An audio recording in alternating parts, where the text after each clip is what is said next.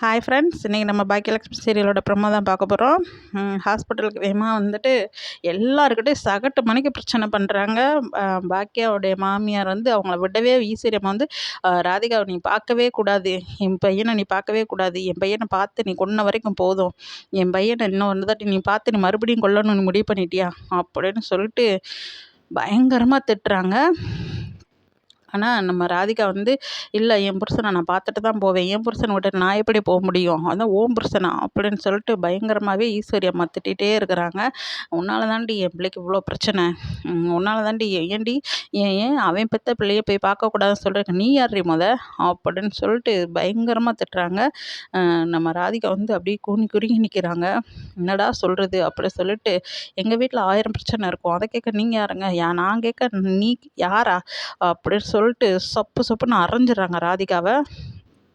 இட்டி சரி ஏதோ ஆசைப்பட்டு இது பண்ணான்னு சொல்லிட்டு கல்யாணம் பண்ணிட்டு போ அப்படின்னு சொல்லிட்டு என் பாக்கி அவன் வாழ்க்கையை இழந்துட்டு நிற்கிறான். அது உனக்கு பெருசாக தெரியல, அவன் பெத்த பிள்ளை கூட பேசுனதுக்கு சண்டை போட்டு அவனை இந்தளவுக்கு வந்து உட்கார வச்சிட்டீடி, சதிகாரி சண்டாளி, உங்கள் அம்மா எங்கடி அவளும் தானடி சேர்த்து தாட்டி இப்படி என் பிள்ளைய பண்ணீங்க அப்படின்னு சொல்லிட்டு பயங்கரமாகவே சத்தம் போடுறாங்க. நம்ம ராதிகா வந்து பயங்கரமாகவே அப்செட் ஆகிடுறாங்க. உடனே நம்ம பாக்கியா பக்கம் திரும்புகிறாங்க.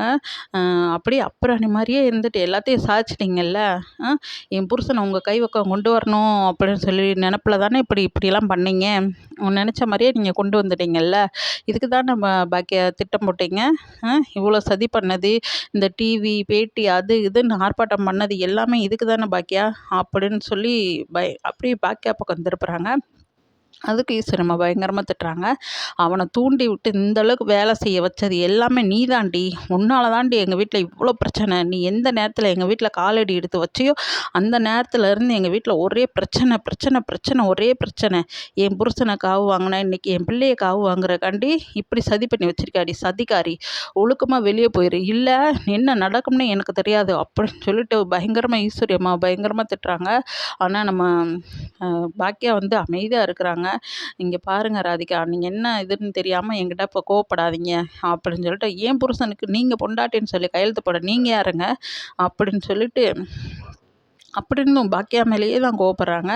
என்ன நடந்துச்சு ஏதுன்னு அப்படின்னு கொஞ்சம் கூட ரியலைஸ் பண்ணவே மாட்டேன்றாங்க. பயங்கரமாக அவங்க அம்மாவை திட்டிகிட்டே இருக்கிறாங்க ராதிகாவை.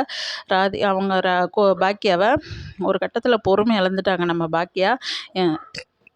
ஏன்னா நான் வந்து உன் புருஷனை தட்டி பறிக்கணும்னு நினைக்கிறேன், சி அந்த வாழ்க்கையை நானே வேணாண்டு தூக்கி எறிஞ்சிட்டு வந்தவ தான் நான், இந்த வாழ்க்கைக்கெல்லாம் நான் ஆசைப்படலை அப்படின்னு சொல்லிட்டு கோவப்பட்டு பேசுகிறாங்க.